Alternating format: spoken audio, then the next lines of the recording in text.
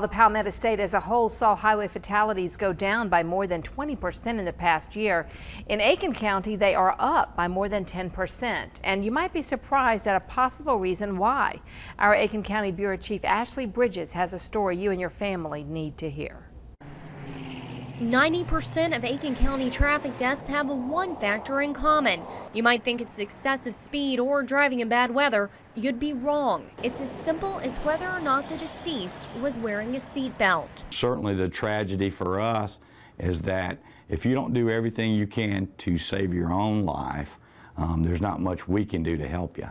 Today we sat down with Aiken County Coroner Tim Carlton just to talk about why fatalities are up in Aiken County. He looked at the deaths and was shocked to do the math. I don't think there's any excuse for a person not wearing a seatbelt. I mean, it takes just a few seconds. It's something a lot of people take for granted, so we hit to the streets to ask people about whether they wear their seatbelts, and we got some honest answers. Sometimes I forget. Others were almost caught in the act. I start driving and then I remember to put it on. Now that you said, I am.